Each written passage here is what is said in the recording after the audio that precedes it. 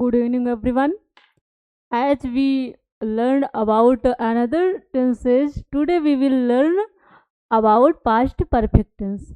प्रिय विद्यार्थियों, जैसे कि हम लोगों ने अभी तक अन्य टेंसों को पढ़ा, ठीक उसी प्रकार आज आप लोगों का बहुत ही बेहतरीन तरीके से पास्ट परफेक्ट टेंस डिस्कस होगा इस क्लास में। बिल्कुल शून्य लेवल से बहुत सारे स्टूडेंट कंफ्यूज रहते हैं पास्ट परफेक्ट टेंस में। आज वो सभी कंफ्यूजन दूर हो जाएगी इस क्लास में। चलिए विलंब ना करते हुए प्रिय विद्यार्थियों हम क्लास को स्टार्ट करते हैं। First all of we will know what is past perfect tense.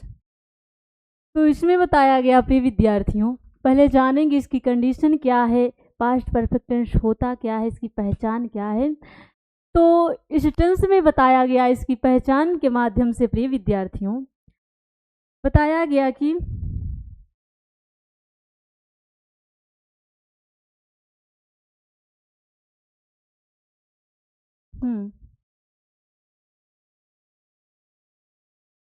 इसमें बताया जा रहा है प्रिय विद्यार्थियों, इस टेंस के वाक्य से प्रतीत होता है कि कार्य भूतकाल में समाप्त हो चुका था, एक कार्य पहले समाप्त हुआ और एक अन्य कार्य उसके बाद समाप्त हुआ। इस टेंस के हिंदी वाक्य के अंत में चुका था, चुकी थी, चुके थे, लिया था, की थी, गए थे, आए थे, रोए थे, ये शब्द इसकी पहचान है। Are you getting my point? Means simply we can say जिस हिंदी वाक्य के क्रिया के अंत में चुका था, चुकी थी, चुके थे, किया था, लिया था, गया था, रोया था, हंसा था इत्यादि शब्द आएंगे प्रिय विद्यार्थियों, वहां पर पास्ट परफेक्ट टेंस होगा। समझने की कोशिश करिए प्रिय विद्यार्थियों, इसमें कहा जा रहा है इस टेंस के वाक्य से प्रतीत होता है, आभास होता है, लगता है कि कार्य भूतकाल में समाप्त हो चुका था। मतलब इस टेंस से ये पता चलता है प्रिय विद्यार्थियों कि कार्य पहले ही समाप्त हो चुका था, इस टाइम नहीं चल रहा है। बात क्लियर हो रही है? और एक कार्य का समापन पहले होगा और एक अन्य कार्य का समापन उसके बाद होगा। बात क्लियर हो रही है प्रिय विद्यार्थियों? और इस टेंस के हिंदी वाक्य के अंत में जो हमारे पहचानने की ट्रिक होगी प्रिय विद्यार्थियों, वो क्या होगी? वो होगी चुका था, चुकी थी, चुके थे, लिया था, दिया इत्यादि शब्द मिलेंगे। बात क्लियर हो रही है? फिर इसमें बताया गया प्रिय विद्यार्थियों, इस प्रकार के वाक्यों की एक और विशेषता, इसकी एक विशेषता और बताई जा रही, किसकी? पास्ट परफेक्ट टेंस की एक विशेषता और है। क्या है? यह है कि इसमें पूर्व तथा बाद तक शब्दों का भी प्रयोग होता है। अभी प्रिय विद्यार्थियों जब एग्जाम्पल आएगा तब आप इसको कैच करेंगे। मतलब इसमें पूर्व तक तथा बाद का प्रयोग होकर सेंटेंस बनेगा। बात क्लियर हो रही है? फिर क्या कहा गया? तक शब्द की अंग्रेजी टिल या बाई का प्रयोग करते हैं। जो तक शब्द की अंग्रेजी होगी प्रिय विद्यार्थियों उसकी क्या होगी? Till oblique by. Are you getting my point? फिर कहा गया पूर्व की अंग्रेजी बिफोर होगी तथा बाद की अंग्रेजी आफ्टर होगी। बात क्लियर हो रही है प्रिय विद्यार्थियों? Some I think you have understood this rules. इसमें बताया गया प्रिय विद्यार्थियों इस टेंस में कार्य जो होगा वो भूतकाल में समाप्त हो चुका होगा। और क्या होगा? इसमें एक कार्य पहले समाप्त होगा और दूसरा कार्य बाद में समाप्त होगा। और इसकी जो पहचान है चुका था, चुकी थी, चुके थे, लिया था, दिया था, किए थे इत्यादि। अब इसमें बिफोर आफ्टर करके सेंटेंस बनेंगे। चलिए आगे देखते हैं प्रिय विद्यार्थियों। हाँ, अब देखिए इस टेंस का अफर्मेटिव सेंटेंस में हम ट्रांसलेट किस प्रकार करेंगे, यही बातें यहाँ पर बताया गया कि पास्ट परफेक्ट टेंस का ट्रांसलेट अफर्मेटिव सेंटेंस में कैसे करेंगे, उसका रूल क्या है। तो नियम नंबर 1 कहता है, रूल्स फर्स्ट कहता है प्रिय विद्यार्थियों, एक क्रिया वाले वाक्य की अंग्रेजी बनाते हैं तो उस समय subject plus head plus verb की थर्ड फॉर्म का प्रयोग करते हैं। मतलब एक क्रिया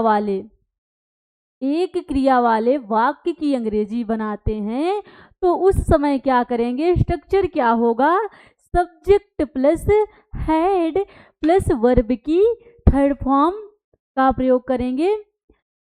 जैसे सब्जेक्ट, देखिए एक स्ट्रक्चर बताया गया, subject plus head plus verb की थर्ड फॉर्म।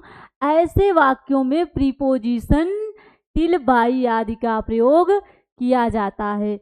प्रीपोजिशन के बाद नाउन का प्रयोग करते हैं। एक एक रूल्स, एक एक कंफ्यूजन आज इस क्लास में क्लियर हो रही है आप लोगों की। यहां तक बातें क्लियर हुई कि subject plus head plus verb की थर्ड फॉर्म, ऐसे वाक्यों में प्रीपोजिशन टिल बाई का प्रयोग किया जाता है। प्रीपोजिशन के बाद नाउन का प्रयोग करते हैं। हम लोग प्रीपोजिशन के जस्ट बाद ही क्या करेंगे, नाउन का प्रयोग करेंगे। देखिए एग्जाम्पल के थ्रू समझते हैं प्रिय विद्यार्थियों। जैसा कि आपका एग्जाम्पल आया, यह पाठ मैं पहले ही पढ़ चुका था। अब देखिए एग्जाम्पल के थ्रू आप लोग रूल्स को कैच करिए। क्या पहला एग्जाम्पल है, यह पाठ मैं पहले ही पढ़ चुका था। तो इसका ट्रांसलेशन क्या हुआ प्रिय विद्यार्थियों, स्ट्रक्चर पर जाइए। I had already learned this lesson, जैसा कि रूल नंबर फर्स्ट ने बताया कि वर्ब की थर्ड फॉर्म। तो लर्न क्या है, ये इसमें ईडी भी जोड़ सकते हैं प्रिय विद्यार्थियों और टी भी, both are correct. Most of student confuse होंगे कि लर्नड होता है लर्नड, बोथ आर करेक्ट, कहीं टी मिलेगा कहीं डी मिलेगा, बात के लिए। और जो आपका ऑलरेडी, जैसा कि अभी रूल्स ने बताया कि प्रीपोजिशन का प्रयोग करते हैं, तो ठीक उसी प्रकार ऑलरेडी आपका क्या है, प्रीपोजिशन है। और हेड क्या है, हेल्पिंग वर्ब है, आई सब्जेक्ट है। बात क्लियर हुई। अगला बताया गया, वह यह काम पहले ही कर चुका था। वह यह काम पहले ही कर चुका था। लास्ट में हिंदी वाक्य में चुका था जैसे शब्द का प्रयोग हुआ है, तो इसका ट्रांसलेट होगा प्रिय विद्यार्थियों, ही had already done this work. Done क्या है, मेन वर्ब है, do did done, do first form, did second form, done third form. तो पास्ट परफेक्ट टेंस में ऑलवेज थर्ड फॉर्म का प्रयोग किया जाता है। उसी के अकॉर्डिंग यहाँ पर मेन वर्ब डन का प्रयोग हुआ। He had already done this work. He क्या है, सिंगुलर सब्जेक्ट है, और हैड क्या है, हेल्पिंग वर्ब है, ऑलरेडी क्या है, प्रीपोजिशन है। बात क्लियर हुई। अगला बताया गया, वे 4 बजे तक काम समाप्त कर चुके थे। जैसा कि हम लोगों ने स्टार्टिंग में पढ़ा कि इसमें तक तो आदि शब्द का भी प्रयोग होता है। तो इसका ट्रांसलेट हुआ, they had finished the work till 4 o'clock। दे क्या है, सब्जेक्ट है, हैड क्या है, हेल्पिंग वर्ब है, फिनिश्ड क्या है, मेन वर्ब है, द वर्ब क्या है, ऑब्जेक्ट है, टिल क्या है, प्रीपोजिशन है। बात क्लियर हो गई। टिल क्या है, प्रीपोजिशन है, जैसा कि भी बताया गया कि प्रीपोजिशन टिल और बाई जैसे प्रीपोजिशन का प्रयोग होता है। बात क्लियर हुई। अनदर देखते हैं नियम नंबर 2 में, इसमें क्या बताया गया, भूतकाल में जब 2 कार्य समाप्त होते हैं तो उस वाक्य में 2 उपवाक्य मतलब 2 क्लाज होते हैं। ऐसी अवस्था में, ऐसी दशा में अंग्रेजी अनुवाद करते समय यह देखना होता है कि जो कार्य पहले हुआ है उसकी अंग्रेजी past perfect tense had plus third form के नियम से की जाती है, और जो काम बाद में समाप्त हुआ हो उस उपवाक्य की अंग्रेजी past indefinite tense subject plus second form के नियमानुसार की जाती है। दोनों उपवाक्यों के मध्य कंजक्शन संयोजक के रूप में बिफोर या आफ्टर का प्रयोग करते हैं। जैसा कि बताया गया इसमें बिफोर और आफ्टर आता है प्रिय विद्यार्थियों। ठीक वही नियम क्लियर कर रहा, वही बात क्लियर कर रहा है ये नियम कि एक कार्य, इसमें दो उपवाक्य होंगे। जब दो उपवाक्य होंगे तो ऐसी अवस्था में क्या करेंगे, जब हम दो उपवाक्य देखेंगे तो क्या करेंगे, दो क्लास यहाँ पर हमें मिलेगा, क्या करेंगे, कार्य उसमें देखें कौन सा कार्य पहले हो रहा है और कौन सा कार्य बाद में हो रहा है। पहले हुए कार्य के साथ हम लोग बिफोर का प्रयोग करेंगे और बाद वाले के साथ आफ्टर का प्रयोग करेंगे। बात क्लियर हो रही है। अगला देख, हाँ इसमें बताया भी गया है कि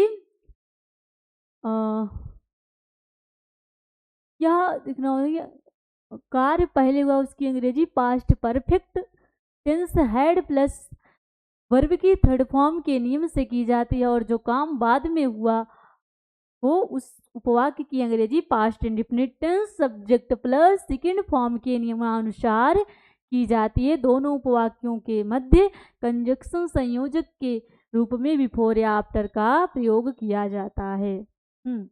पहले हुए कार्य का ट्रांसलेट हम लोग किस में करेंगे, परफेक्ट वाले में करेंगे और दूसरे का पास्ट इंडेफिनिट में चले जाएंगे, इंडेफिनिट में करेंगे। बात क्लियर हुई। आपका कंजक्शन जो रहेगा before oblique after, both verb will be present. Another देखते हैं। हाँ, अब जैसे इस नियम नंबर 2 का जो एग्जाम्पल कह रहा है प्रिय विद्यार्थियों, ट्राई टू अंडरस्टैंड। प्रधानाचार्य के आने के पूर्व कर्मचारी घंटा बजा चुका था। ये बहुत बहुत ही फेमस एग्जाम्पल है। जहाँ भी देखेंगे आप लोग पास्ट परफेक्ट टेंस का एग्जाम्पल तो ये सेंटेंस आपको जरूर मिलेगा। जैसे अगर मैं कहूँ गुरुजी के आने के पहले मैं कक्षा समाप्त कर चुकी थी, ठीक उसी प्रकार इसमें बताया गया प्रधानाचार्य के आने के पूर्व कर्मचारी घंटा बजा चुका था। तो सब्जेक्ट क्या है, द प्यून, चपरासी या कर्मचारी। कुछ लोग कंफ्यूज हो गए, इसमें कर्मचारी दिया है, प्यून का मतलब तो होता है चपरासी, वो बात एक ही हुई। तो क्या होगा इसका translate, the peon had rung the bell before the principal came. चपरासी ने क्या किया, घंटे को पहले बजाया तब प्रिंसिपल सर आए। चपरासी ने क्या किया, पहले घंटा बजा दिया तब प्रिंसिपल सर आए। प्रधानाचार्य के आने के पूर्व तो पहला काम क्या हो रहा है, पहला काम तो रिंग विल बजने का हो रहा है। आफ्टर दैट प्रिंसिपल सर के आने का कार्य हो रहा है। बात क्लियर हुई। तो यहाँ पर बिफोर का प्रयोग हुआ। अनदर देखते हैं, मेरे कॉलेज पहुंचने के बाद मेहतर ने कार्यालय को झाड़ू लगाई। मेरे कॉलेज पहुंचने के बाद मेहतर ने कार्यालय को झाड़ू लगाई, कार्यालय में झाड़ू लगाई। वी कैन से, अगर शुद्ध सेंटेंसेज होगा प्रिय विद्यार्थियों, कार्यालय को झाड़ू लगाई, कार्यालय में झाड़ू लगाई। चुप मतलब स्वीप, मतलब झाड़ू लगाना। तो क्या हो जाएगा, द स्वीपर स्वेप्ट। अब देखिए जैसा कि नियम ने बताया कि बाद वाले कार्य का ट्रांसलेट जो होगा प्रिय विद्यार्थियों वो पास्ट इंडेफिनिट में होगा। तो स्वीप का मतलब होता है झाड़ू लगाना और इसका जो सेकंड फॉर्म होगा वो होगा स्विफ्ट। तो ठीक उसी प्रकार यहाँ पे स्वीप का सेकंड फॉर्म का प्रयोग हुआ, the sweeper swept the room after I had reached the college. बात क्लियर हुई।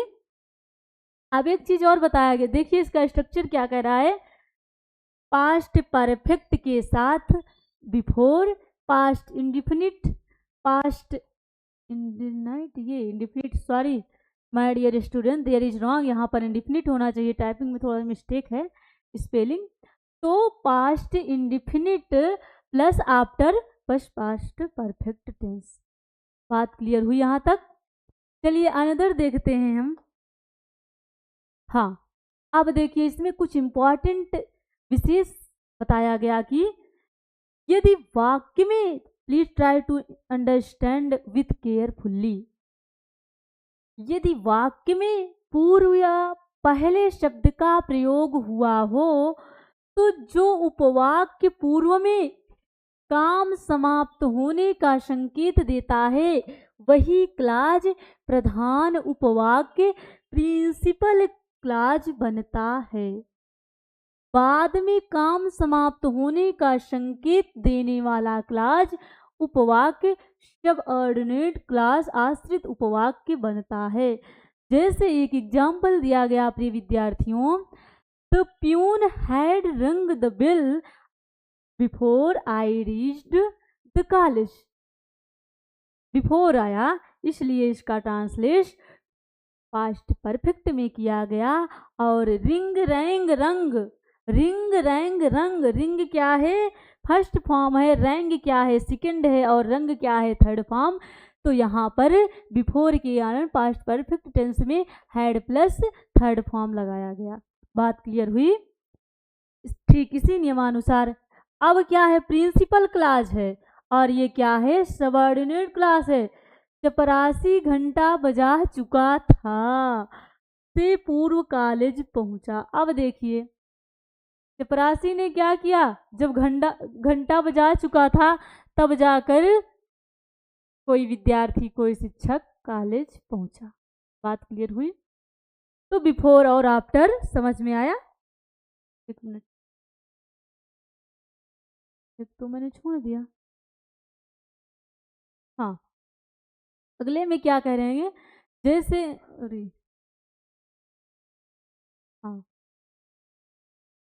नियम नंबर 2 फिर बताया गया, यदि वाक्य में बाद शब्द का प्रयोग हुआ है तो जो उपवाक्य बाद में कार्य समाप्त होने की सूचना देता है वह क्लाज उपवाक्य प्रिंसिपल क्लाज मुख्य उपवाक्य बनता है, तथा जो उपवाक्य पहले काम समाप्त होने की सूचना देता है वह सबऑर्डिनेट क्लाज आश्रित उपवाक्य बनता है। जैसे नाश्ता करने के बाद पिताजी ने कार्यालय का कार्य पूर्ण किया। पहले पिताजी ने क्या किया?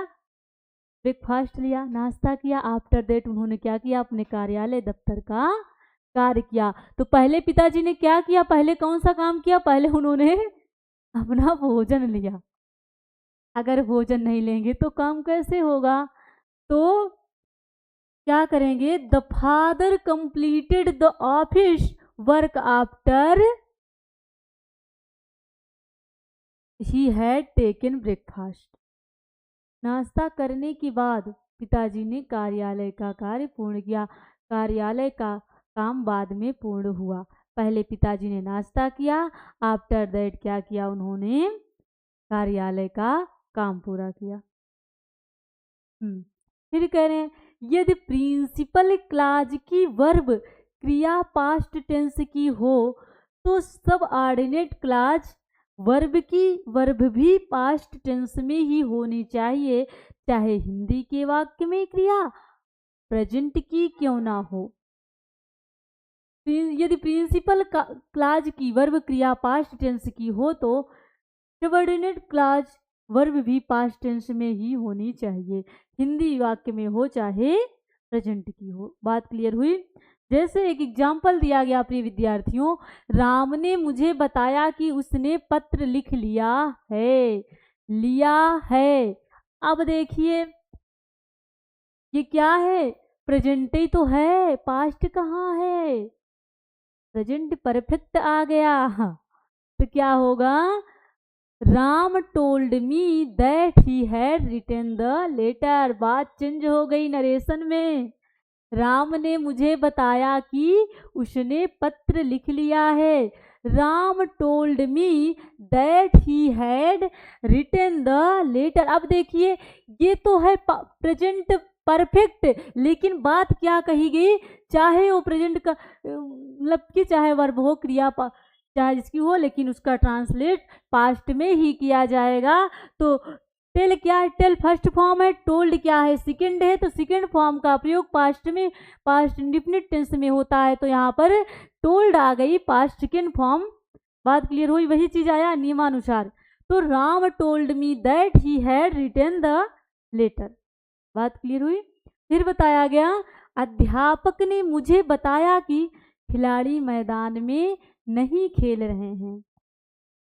किसी के टीचर ऐसा बताते हैं कि खिलाड़ी मैदान में नहीं खेल रहे हैं, हो सकता है भाई किसी के टीचर बताते हो कि खिलाड़ी मैदान में नहीं खेल रहे हैं। तो क्या बताया गया कि अध्यापक ने मुझे बताया कि खिलाड़ी मैदान में नहीं खेल रहे हैं। इसका क्या होगा, the teacher told me that players were not playing in the field. नियमानुसार पूरा नियम लग के ये ट्रांसलेट हुआ। बात क्लियर हुई। अगला देखते हैं। नियम नंबर 4 बता रहा है प्रिय विद्यार्थियों, वाक्य में तो या तब शब्द का प्रयोग हो तो अनुवाद करते समय उसकी अंग्रेजी देन लिखें नहीं जाती है, बल्कि मतलब यदि वाक्य में तो या शब्द आए तो उसकी अंग्रेजी देन ना लिखकर उसके स्थान पर केवल कामा का प्रयोग किया जाता है। किसके स्थान पर, तो या तब की अंग्रेजी देन के स्थान पर कामा का प्रयोग करेंगे। जैसे जब मैं स्कूल पहुंचा तो प्रधानाचार्य भाषण समाप्त कर रहे थे। जब मैं स्कूल पहुंचा तो प्रधानाचार्य भाषण समाप्त कर चुके थे। तो इसका क्या होगा, when I reached school the principal had finished the speech. अगर मैं यही कहूं प्रिय विद्यार्थियों, when I reached school then the principal had finished the speech, तो ये ऑलरेडी रॉन्ग हो जाएगा, क्योंकि देन के स्थान पर यहाँ पर कामा का प्रयोग हुआ है, कामा ही लगेगा, ना कि हम देन की अंग्रेजी लेंगे। बात क्लियर हुई। फिर बताया गया जब मैं कक्षा में घुसा तो अध्यापक हाजिरी ले चुके थे।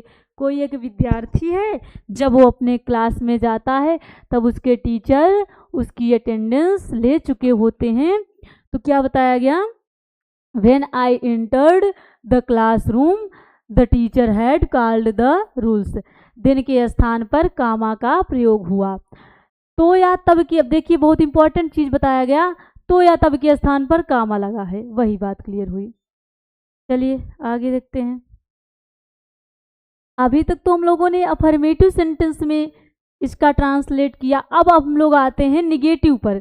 तीनों सेंटेंस में आप लोगों को आज ट्रांसलेट करना बताएंगे पास्ट परफेक्ट टेंस का।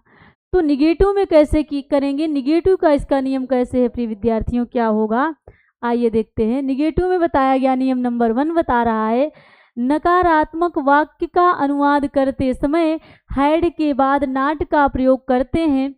जो उपवाक्य पहले प्रयुक्त होता है वही निगेटिव बनता है।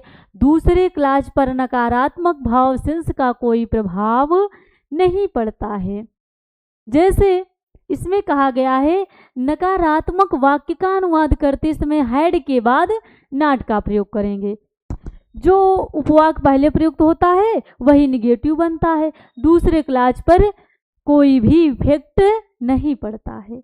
बात क्लियर हुई। जैसे एग्जाम्पल की बात की गई, पिताजी के कार्यालय लौटने से पूर्व माताजी ने खाना नहीं बनाया था। निगेटिव बात आ गई इसमें। किसी के पापा हैं, वो दफ्तर जाते हैं, मान लीजिए किसी दिन भूखे चले गए और उस दिन खाना नहीं बना था, तो तब भी आए तब भी नहीं बना था। तो वही बताया गया, पिताजी के कार्यालय से लौटने से पूर्व, कार्यालय से लौटने से पूर्व माताजी ने खाना नहीं बनाया था। तो क्या हो जाएगा इसका, बताया गया हैड के जस्ट नाउ बाद हम क्या करेंगे, नॉट का प्रयोग कर देंगे सिंपली। तो क्या होगा, the mother had not prepared food before father came back from office. इसमें 2 उपवाक्य हैं प्रिय विद्यार्थियों, ध्यान दीजिएगा। अगला है, मुझे आपका निमंत्रण पत्र कल तक नहीं मिला था। कल तक, मुझे आपका निमंत्रण कल तक नहीं मिला था, तो क्या होगा? आई हैड नॉट, हैड के जस्ट बाद बताया गया नॉट का प्रयोग होगा निगेटिव सेंटेंस में। I had not received your invitation card till yesterday. Till क्या है? प्रीपोजिशन है। जैसे इसमें रूल बताया गया है ठीक उसी प्रकार इसका एग्जाम्पल ट्रांसलेट है। बात क्लियर हुई? फिर देखते हैं नियम नंबर 2 क्या कह रहा है। यदि वाक्य में नेवर कभी नहीं का प्रयोग हो तो नेवर का प्रयोग भी हैड के बाद ही होता है। जैसे मैंने कोलकाता कभी नहीं देखा था। अगर कोई विद्यार्थी कहे मैंने कभी कोलकाता नहीं देखा था, जैसे मैं कभी दिल्ली नहीं देखी हूँ, अगर मैं कहूँ मैंने कभी दिल्ली नहीं देखा था, तो वही कह रहा मैंने कोलकाता कभी नहीं देखा था, तो इसका ट्रांसलेशन क्या करेंगे? नेवर करेंगे। नेवर के स्थान पर हम भूल कर भी नॉट का प्रयोग नहीं करेंगे। कभी नहीं की अंग्रेजी नेवर ही प्रयोग करेंगे, ना कि हम निगेटिव सेंटेंस में कभी नहीं की अंग्रेजी के लिए नॉट का प्रयोग करेंगे, ऐसा कभी नहीं करेंगे। तो क्या हो जाएगा इसका translate? I had never seen Kolkata before. मैंने कोलकाता कभी नहीं देखा था। तुमने उसे आज से पहले कभी नहीं देखा था। तो इसका क्या होगा? इसका सही हिंदी वाक्य ये होगा, मैंने कोलकाता पहले कभी नहीं देखा था। यहाँ थोड़ा मिस्टेक है विद्यार्थियों, हिंदी वाक्य में क्या होगा? मैंने कोलकाता पहले कभी नहीं देखा था, तो क्या होगा? I had never seen Kolkata before. बात क्लियर हुई? फिर बताया गया तुमने उसे आज से पहले कभी नहीं देखा था, तो क्या होगा? You had never seen him before today. बात क्लियर हो गई? चलिए आगे चलते हैं। हाँ, नियम नंबर 3 कह रहा है निगेटिव सेंटेंस का, यदि वाक्य में आफ्टर का प्रयोग कंजक्शन के रूप में हो तो आफ्टर से आरंभ होने वाला क्लाज सबऑर्डिनेट क्लाज कहलाता है। प्रिंसिपल क्लाज प्रधान उपवाक्य आफ्टर से पहले वाला क्लाज होता है। जैसे मतलब बिफोर, जैसे तुम्हारे चले जाने के बाद उन्होंने हमसे बातें नहीं की। अब देखिए इसका प्रयोग पास्ट इंडिफिनिट निगेटिव सेंटेंस में चला गया, तो क्या होगा इसका translate? They did not talk to us after you had gone. बात क्लियर हुई? फिर क्या? हमारे घर से चल देने के बाद वर्षा नहीं हुई। इस टाइम तो बहुत ज़्यादा पानी बरस रहा है, क्या यह संभव है कि घर से जाने के बाद पानी नहीं बरसा होगा? नहीं, ऐसा तो नहीं हो सकता। क्या होगा? हमारे घर से चल देने के बाद वर्षा नहीं हुई, तो क्या होगा? It did not rain after we had start from home. Clear हुई बात? आगे चलते हैं। अब बात आ गई इंट्रोगेटिव सेंटेंस पर। हम लोगों ने 2 सेंटेंस को अच्छे से डिस्कस किया, अब आ गए हैं हम लोग इंट्रोगेटिव सेंटेंस पर। चलिए, इंट्रोगेटिव सेंटेंस का पहला नियम कह रहा है हिंदी के जिन वाक्यों में क्या शब्द पहले प्रयुक्त होता है उनकी अंग्रेजी बनाते समय हैड को कर्ता से पूर्व हेल्पिंग वर्ब को सब्जेक्ट से पहले रखेंगे। किस सेंटेंस में? इंट्रोगेटिव सेंटेंस में। उसके बाद वर्ब की थर्ड फॉर्म का प्रयोग करते हैं, अर्थात had plus subject plus third form plus main verb.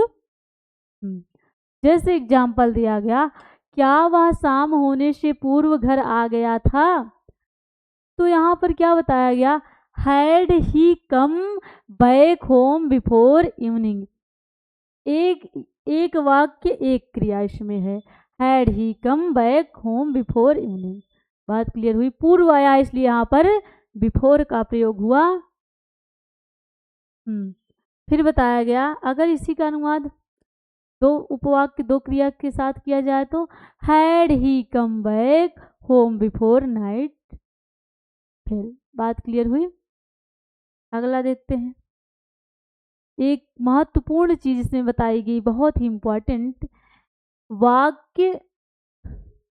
जो पहला वाक्य था प्रिय विद्यार्थियों, बिफोर शब्द प्रीपोजिशन का काम कर रहा था। वाक्य 2 में बिफोर शब्द कंजक्शन का काम कर रहा था, क्योंकि उसने ऐड किया फिर सेंटेंस को। फिर बताया गया सबऑर्डिनेट क्लास था ना। क्या रात होने से पूर्व वे अपना अध्ययन बंद कर चुके थे? तो क्या होगा? Had they finished there study before the night fail. पूर्व, बिफोर। क्लियर हुई? आगे नियम नंबर 2 कह रहा है इंट्रोगेटिव सेंटेंस का, यदि वाक्य के बीच में प्रश्नसूचक शब्द क्या, क्यों, कहाँ आदि आते हों तो उनकी अंग्रेजी वाक्य में सबसे पहले रखी जाती है। जैसे एग्जाम्पल दिया गया प्रिय विद्यार्थियों, प्रातः काल होने से पूर्व तुम कितने पाठ पढ़ चुके थे? कोई इंसान अगर जाए और कहे कि सुबह होने से पहले तुमने कितना कवर किया, कितना पढ़ा, कितने चैप्टर कंप्लीट किए। एक्चुअली फ्रेंड्स में ऐसा होता है, कोई पूछता नहीं ये बताओ तुमने सुबह होने से पहले कितने चैप्टर कंप्लीट किए, कितने चैप्टर पढ़े। तो वही बात यहाँ पर कोई पूछ रहा है कि प्रातः काल होने से पूर्व तुम कितने पाठ पढ़ चुके थे। तो बताया गया how many lessons had you learned before the day break. यहाँ पर बिफोर क्या काम कर रहा है? प्रीपोजिशन का काम कर रहा है। How many lessons had you learn before the day broke. यहाँ पर ब्रेक आया, यहाँ पर ब्रोक आया, क्योंकि ये इसमें से बिफोर प्रीपोजिशन है, इसमें कंजक्शन का काम कर रहा है। How many lessons had you learn before it became morning. 3 types इसके बताए गए हैं ट्रांसलेट। Try to understand. हाँ, फिर कहा गया सूर्य निकलने से पूर्व किसान कहाँ जा चुका था, कहाँ चला गया था। तो इसका भी 2 टाइप से होगा, प्रीपोजिशन और कंजक्शन के थ्रू। Where had the farmer gone before the sunrise. यहाँ भी प्रीपोजिशन का काम कर रहा है before. Where had the farmer gone before the sunrise. यहाँ पर भी कंजक्शन का प्रयोग हुआ और ये पास्ट इंडेफिनिट में चला गया और परफेक्ट में चला गया। बताया गया ध्यान रखें, प्रश्नवाचक वाक्य की अंग्रेजी बनाते समय केवल प्रिंसिपल क्लाज ही प्रश्नवाचक बनता है, सबऑर्डिनेट क्लाज पर कोई प्रभाव नहीं पड़ता है। सही बात है, यहाँ पे क्वेश्चन मार्क्स होना जरूरी है। अगला देखते हैं, कितना, कितने, किसका, कौन सा के बाद नाउन का प्रयोग अवश्य किया जाता है। ये तो बात सही है। एग्जाम्पल, इस विद्यालय में प्रवेश लेने से पूर्व तुम किस विद्यालय में पढ़ चुके थे। कोई विद्यार्थी अभी जाता है एडमिशन लेने के लिए अपना, मान लीजिए किसी ने हाई स्कूल पास किया और 11th में एडमिशन लेने गया, तो उससे अध्यापक जरूर पूछेंगे यहाँ एडमिशन लेने से पहले तुम किस विद्यालय में पढ़ रहे थे, पूछते जरूर है। तो क्या कहा गया, in which college had you studied before you got admission in this college. इसमें क्वेश्चन लगा है, क्वेश्चन मार्क्स। अगला है, सोने से पूर्व कितने मेहमानों ने खाना खा लिया था। How many guest had taken food before they went to bed. नियमानुसार सारे ट्रांसलेट हुए हैं आपके। अगला देखते हैं। हाँ, सबसे लास्ट जो रूल्स कहता है इंट्रोगेटिव सेंटेंस का, वो है यदि प्रश्नवाचक वाक्य निगेटिव भी हो तो नाट का प्रयोग कर्ता के बाद ही प्रयुक्त होता है। जैसे कॉलेज को चलने से पूर्व तुमने नाश्ता नहीं किया था। हाँ, इसमें इंट्रोगेटिव निगेटिव दोनों बताए। क्या होगा, क्यों नहीं। हाँ, इंट्रोगेटिव निगेटिव सेंटेंस है ये। कॉलेज को चलने से पूर्व तुमने नाश्ता क्यों नहीं किया था। किसी के घर के पेरेंट्स कहते नहीं, अगर बच्चे ना किए रहे नाश्ता तो कहें कॉलेज जब चला तो उसके पहले क्यों नहीं खाना खा लिए, होती है ना बात। तो वही बताया गया, why had you not taken breakfast before you started to college. शादी में सम्मिलित होने के बाद वह घर क्यों नहीं पहुंचा?